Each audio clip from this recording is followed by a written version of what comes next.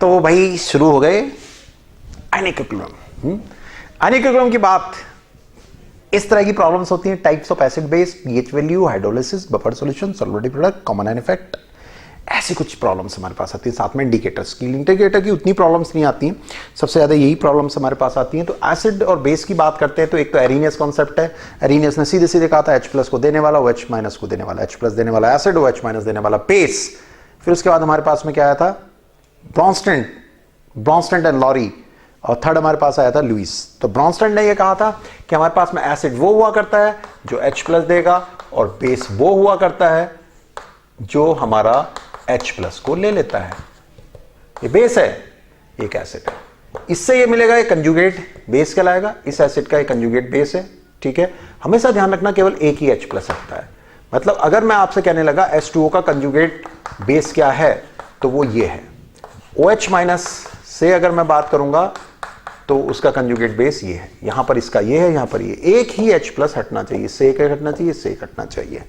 एक बहुत इंपॉर्टेंट बात हम बता रहे हैं कि ये अगर मेरे पास एसिड है तो इसमें Ka होगा, ये अगर बेस है तो इसका Kb होगा। ध्यान रखेंगे Ka इंटू Kb की वैल्यू हमेशा 10 टू दी पावर -Kw होती है। अब ये Kw क्यों है, 10 टू पावर -14 भी हो सकती है, लेकिन Kw तो क्या होता है, टेम्परेचर पर डिपेंड करता है। अभी हम बात करेंगे Kw क्या करेगा, टेम्परेचर पर डिपेंड करेगा, इसलिए बदलता रहेगा। 14 भी हो सकता है, 12 भी हो सकता है, 16 भी हो सकता है, 8 भी हो सकता है, दैट डिपेंड्स।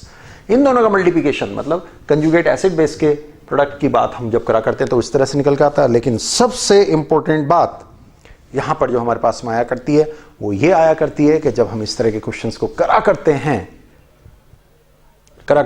तो एक कॉन्सेप्ट आया था ऑटोप्रोटोनालिसिस। मतलब ये कि ये इसको H+ देगा, वो सेम टाइप का ही हुआ करते हैं। मतलब क्या होते हैं, वो एक ही तरह का, वाटर में से H+ निकला और इस वाटर ने H+ ले लिया, इसको हम क्या बोलते हैं, ऑटोप्रोटोनालिसिस। एक ही तरह के मॉलिक्यूल से एक H+ देता है, एक H+ ले लेता है, दिस इज नोन एज ऑटोप्रोटोनालिसिस।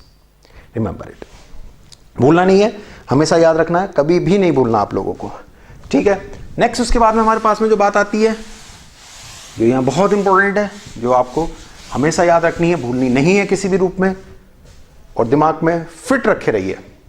क्या, लुइस में भी मैं आपको, अभी इसमें एक और बात थी, मेरे पास में मान लीजिए NaOH है, NaOH अगर H+ लेगा, ठीक है, बेस है, तो इसका कंजुगेट एसिड बनेगा। इसका जो कंजुगेट एसिड बनता है, ये OH और ये H+ जब खत्म होते हैं तो वो वाटर बनाते हैं और इसको पैदा करते हैं Na+ को। तो Na+ पैदा होगा, लेकिन वाटर के कारण उसे क्या कहेंगे हम, एक्वस Na+ कहलाएगा ये। इसी तरह से हमारे पास में अगर कहीं पर AlOH है, ये एक बेस है, इसका कंजुगेट एसिड क्या होगा, तो H+ को इसके साथ अटैच कराएंगे तो क्या बनाएगा, AlOH H और OH जुड़ेंगे, यहां क्या आएगा प्लस, और ये चीज क्या कहलाएगी, एक्वस।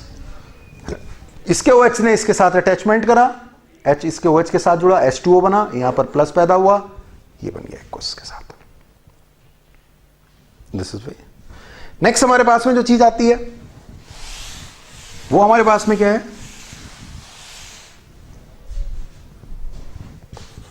लुइस में लोन पेयर को लेने वाला, लोन पेयर को देने वाला, ठीक है। ये मेरे पास लोन पेयर को देगा लुइस बेस, BCl3 वगैरह है, लुइस एसिड। लेकिन इनमें ध्यान रखना, BF3, BCl3, Bi3, ये याद रखने के लिए मैं बता रहा हूं। बैक बॉन्डिंग होती है, इसमें बैक बॉन्डिंग होती है, जो कि P ब्लॉक में मैं समझाऊंगा आपको।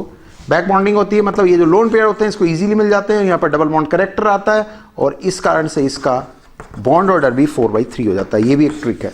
अभी रिवाइज करने का मतलब बस सीधे सीधे दिमाग में जाने वाली बात है।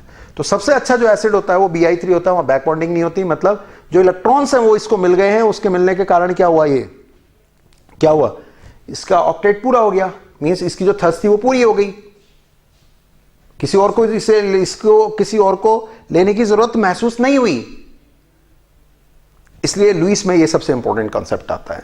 इसी तरह से हमारे पास में ध्यान रखने वाली बात है कि जो हमारा H3BO3 होता है, H3BO3, ये हमारे पास में क्या हुआ करता है, लुइस एसिड। लुइस एसिड का मतलब ये OH- को रिसीव करता है, मोनो हुआ करता है, वीक होता है, और अगर इसके इक्विवेलेंट वेट की बात करेंगे तो M/1 होता है। ऐसे ध्यान रखेंगे, याद रखिए इस चीज को। नेक्स्ट वो नेक्स्ट हमारे पास में क्या बात है कि जब हम आगे की ओर बढ़ते हैं तो पीएच की वैल्यू की बात आया करती है। पीएच वैल्यू में हमारे पास में क्या है, पीएच वैल्यू हमारे पास में निकालते समय हाइड्रोलिसिस ऑफ वाटर के लिए हम बात करते हैं। आपको पीडीएफ जो मिलेंगे वहां पर आप इन सब चीजों को देख लेंगे। ये H+ दिया है, ये OH- दिया है, तो यहां पर जो K होता है डिसोसिएशन कांस्टेंट मानते हैं, तो ये A × 1 - अल्फा हुआ, A अल्फा A अल्फा ध्यान रखे रहेंगे। तो यहाँ ये H+ कहलाता है, ये OH- कहलाता है, और वाटर लिक्विड है, इसकी कंसंट्रेशन कांस्टेंट होती है। ये कांस्टेंट मिलकर कांस्टेंट बना लेते हैं जिसको हम बोलते हैं KW, इसी को हम KW बोलते हैं। और मैथमेटिकली इनकी वैल्यू इन जनरल जो होती है 10⁻14 हम ले लेते हैं। तो इस वैल्यू को जैसे मैं यहां रखूंगा तो 10⁻14 होगा अपॉन S2 होगा। तो क्या रिलेशन आता है, ये हमारे पास में क्या डिसोसिएशन कांस्टेंट, ये डिसोसिएट हो रहा है, और ये हमारे पास में क्या कहलाता है वाटर का आयनिक प्रोडक्ट। तो डिसोसिएशन कांस्टेंट और आयनिक प्रोडक्ट में क्या संबंध है, ये वाली से। और इसकी वैल्यू कितनी होती है, इसकी वैल्यू हमारी होती है 55.5। तो इसकी इससे मल्टीप्लिकेशन कर दूं तो K डिसोसिएशन, इसे डिसोसिएशन मान लीजिए, into 55 is equal to KW। ऐसा अगर कभी एग्जाम में आ गया तो घबराइए मत, ये भी सही है, ये भी आपको ध्यान रखने वाली बात है, ये भी आपका क्या सही है। परेशान नहीं होना कि हमने गलत कर दिया, सही कर दिया, कैसे कर दिया, ठीक है। नेक्स्ट हमारे पास में जो बात आती है वो एक चीज बहुत इंपॉर्टेंट है जो मुझे समझानी थी कि A alpha is equal to 10⁻⁷ होता है। तो अल्फा इज इक्वल टू क्या होगा 10⁻⁷ upon A, that is 10⁻⁷ upon 55.5। ये भी एक इंपॉर्टेंट है, मतलब डिग्री या परसेंटेज कितनी डिसोसिएट होती है, 10⁻⁷ अपॉन 55.5 हुआ करती है। 10⁻⁷ अपॉन 55.5 हुआ करती है, किसकी वैल्यू, अल्फा की हुआ करती है। अब ये जो KW आया था इसकी स्केलिंग करनी बहुत जरूरी होती है। इसकी स्केलिंग की बात अगर हम करेंगे तो हमारे पास में ये पीएच स्केल भी कहलाता है। ये मेरे पास 0 to 14 है, यहाँ पर मेरे पास 7 है। इन जनरल हम इसकी ये बात करा करते हैं, लेकिन अगर मैं स्केल के हिसाब से बात करूं तो ये वाली चीज मेरी जो यहाँ से यहाँ तक की दी हुई है तो इसको मैं PKW के टर्म्स में रखा करता हूँ। आप गलती ना करें इसलिए मैं यहाँ समझा रहा हूँ। और यहाँ हमेशा क्या होता है PKW/2 होता है, इसको ध्यान रखना।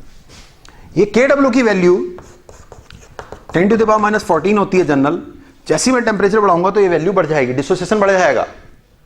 बढ़ने का मतलब जैसे मैं T को इंक्रीज करूंगा तो KW मेरा ऐसे हो जाएगा 10⁻12 वगैरह, और T को डिक्रीज करूंगा तो KW मेरा कितना हो जाएगा 10⁻16 ऐसे घट जाएगा, डिक्रीज हो जाएगा।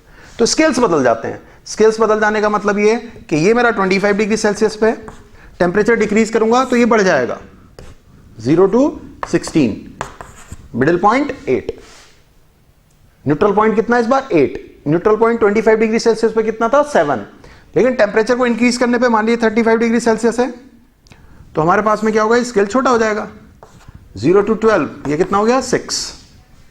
तो एक बहुत इंटरेस्टिंग क्वेश्चन है, हमसे कहेगा वाटर का 45 डिग्री सेल्सियस पे, वाटर की 45 डिग्री सेल्सियस पे पीएच कितनी होगी। तो वैसे तो वाटर की कितनी होती है 7, वाटर का न्यूट्रल है 7 होती है, लेकिन 45 होने का मतलब है टेम्परेचर बढ़ा दिया। टेम्परेचर बढ़ा देने का मतलब स्केल छोटा हो गया, तो वो न्यूट्रल 7 नहीं होगा, वो 7 से छोटा होगा। इस बार 7 से छोटा होगा।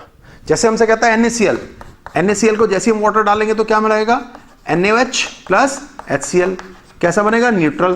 तो पीएच की वैल्यू हमेशा कैसी होनी होगी PKW/2। अब डिपेंड इस बात पर करेगा ये 7 होती है, लेकिन 7 हमेशा नहीं होती है, टेम्परेचर पर डिपेंड करती है। 25 डिग्री सेल्सियस पे या नॉर्मली 7 लेते हैं, लेकिन जैसे ही मैं टेम्परेचर बढ़ा दूंगा तो ये वैल्यू कितनी होगी 6, और टेम्परेचर घटाने पे वैल्यू क्या होगी 7 से बड़ी। रिमेंबर इट, हमेशा याद रखना, आपको भूलना नहीं है इस चीज को, ठीक है। मतलब किसी भी न्यूट्रल पॉइंट के लिए टेम्परेचर की डिपेंडेंसी बहुत जबरदस्त है।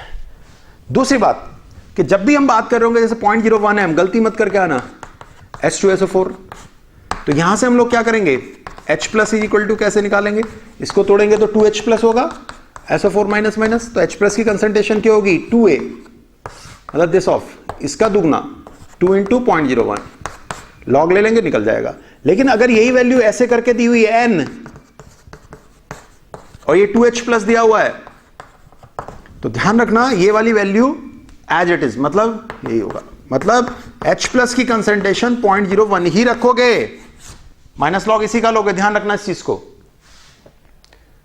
कैसे होता है वो अलग चीज है, वही है ना रिवीजन चल रहा है। पहले फैक्टर निकालेंगे, फैक्टर्स को नॉर्मलिटी को मोलरिटी में ले जाएंगे, मोलरिटी से फिर वापस लाएंगे, नहीं, वो सब नहीं। नॉर्मलिटी दी है, यहां 3 है, 4 है, 5 है, कुछ नहीं, इतना ही रहेगा, कंसंट्रेशन 0.01 ही रहेगी। मोलरिटी दी है, जितना यहां होगा उतने से मल्टीप्लाई कर देंगे। Remember it, this is remembering, ये आपको याद होना चाहिए। दूसरी बात, कभी भी हम लिमिट को बियॉन्ड नहीं करते हैं। रीजंस क्या होते हैं वो, जैसे 10⁻⁷ m HCl, तो HCl की pH 7 से कम होनी इन जनरल, लेकिन यहां पर H+ की कंसंट्रेशन कितनी आ रही है, 10⁻⁷, यहां से आ रही है, लेकिन वाटर के अंदर इसको डिसॉल्व करने के कारण, वाटर से कैलकुलेशन होकर के इसकी आया करती है, और वैल्यू जो होती है वो 6.9 के आसपास होती है। और ये लिमिट हमारी चलती है कब तक, 10⁻10 m अगर HCl दे दिया तो तब हम इसकी pH को कितना मान लेते हैं, 7 मान लेते हैं। यहां पर तो निकल के आया, आपने खूब पढ़ा है 7.9 कॉमन आयन इफेक्ट। किसका, वाटर का कॉमन आयन इफेक्ट हुआ है। HCl की इतनी वैल्यू हो जाने से, अगर HCl का डाइल्यूशन बहुत है, मतलब HCl बहुत कम अमाउंट में दिया हुआ है, कंसंट्रेशन बहुत कम है, तो वाटर का कॉमन आयन इफेक्ट हुआ करता है। लेकिन अगर ये 10⁻9 या 10⁻10 10⁻11 हो गई तो भैया ये 10 नहीं आएगा, pH इसका 10 नहीं होगा, 7 हो जाएगा, क्योंकि 7 से आगे तो जाना ही नहीं है, वो तो बेसिक हो जाना है। वो तब जाते हैं, कम होते हैं जब क्या होता है, टेम्परेचर चेंज होता है। तो ये pH के बारे में हमारी कुछ इंपॉर्टेंट बात हो गई।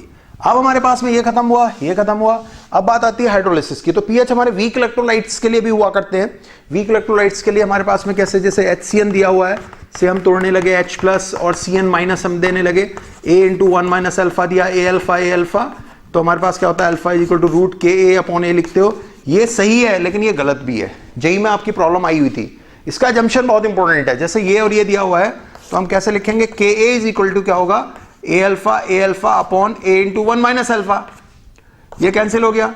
तो KA क्या होगा, A अल्फा²। बच्चे क्या करते हैं, अल्फा बहुत छोटा है, इसलिए हम इसको नेग्लेक्ट कर देते हैं, अल्फा KA/A आ जाता है, और A अल्फा कितने के बराबर हो जाता है, H+ के लिए। गलत है ये चीज। अब मुझे मान लीजिए यहां पर अल्फा नहीं दिया हो, तो मैं कैसे मान सकता हूं कि अल्फा बहुत छोटा होगा भाई। उसके लिए एक बहुत इंपॉर्टेंट मेथड है, KA/A देखना है। वैसे आपके यहां एजम्पशन यही है, कैसे छोड़ दो, अल्फा को छोड़ दो, लेकिन फिर भी KA/A की वैल्यू अगर 10⁻⁴ के आसपास आती है, दिस अपॉन दिस आ जाएगा। ये इंपॉर्टेंट है, यहां से मुझे तभी तो पता चलेगा, क्योंकि ये वैल्यू इसके बराबर होगी 10⁻²। अल्फा कितना आएगा यहां से, 10⁻², मतलब 0.01, तब मैं छोड़ रहा हूं इसे।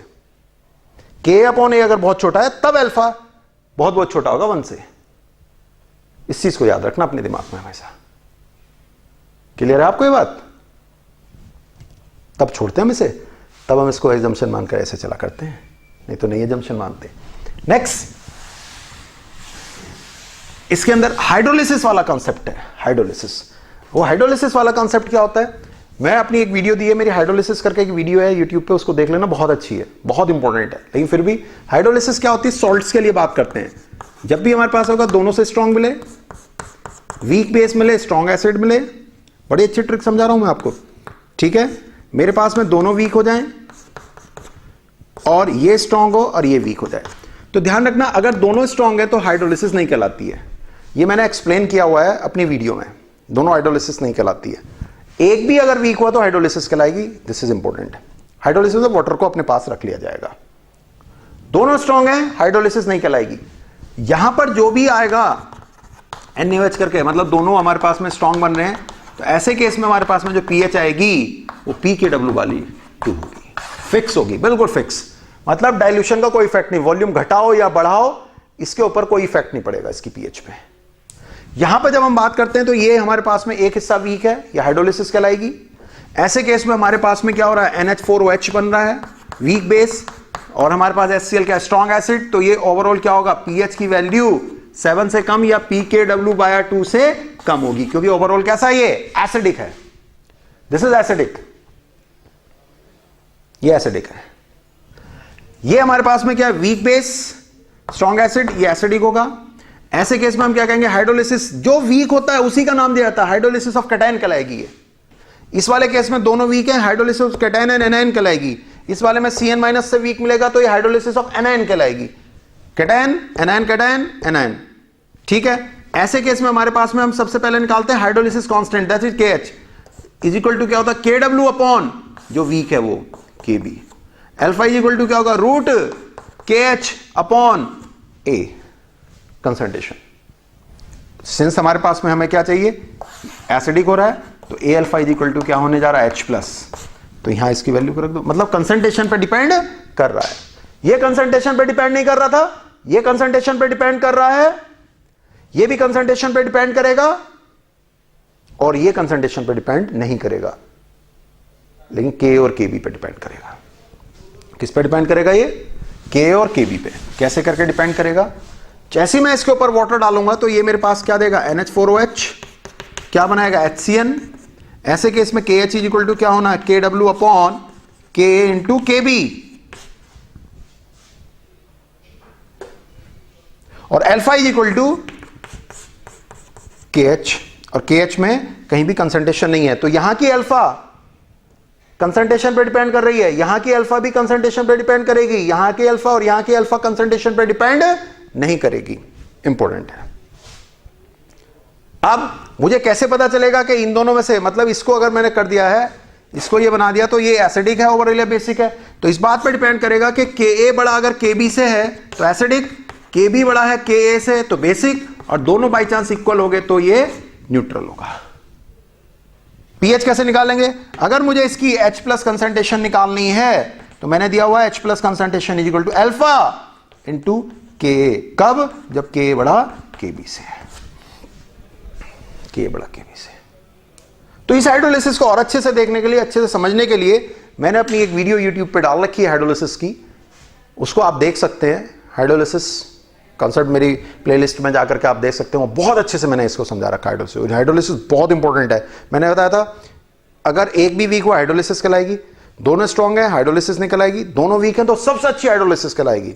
और हमसे अगर वो कहता है कि ये आपका एसिडिक है, किसके कारण, HCl के, नहीं, हाइड्रोलिसिस ऑफ NH4, ये मैंने वहां एक्सप्लेन कर रखा कि इसके कारण क्यों है, वहां एक्सप्लेन कर रखा है।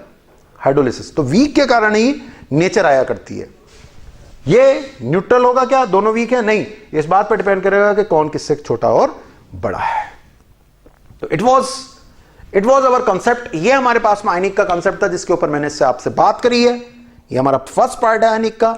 सेकंड पार्ट में मैं आपसे बात कर रहा हूं सॉल्युबिलिटी, मैं आपसे बात कर रहा हूं कॉमन एन इफेक्ट, मैं आपसे बात कर रहा हूं बफर सॉल्यूशन। तो सेकंड पार्ट का आप वेट करिए, तब तक इस वाले कॉन्सेप्ट को समझिए, और हाइड्रोलिसिस अगर वीक पड़ी तो वहां से देख लीजिए, और कुछ पीडीएफ से मैं आपको दे रहा हूं। तो आने वाले एग्जाम के लिए, आने वाली चीजों के लिए फिर से बूस्ट रहिए, सोचते रहिए आप अच्छा करोगे, अच्छा कर रहे हो।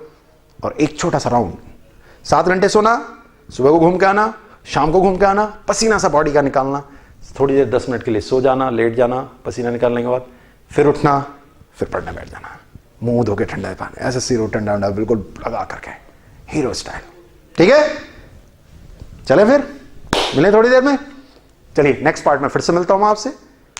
ये रिवीजन वीडियो है, फटाफट रिवीजन चल रहा है, एक्सप्लेन वीडियो दूसरी है, आराम से बात कर रहे हैं वहां पर। तब तक के लिए ऑल द बेस्ट।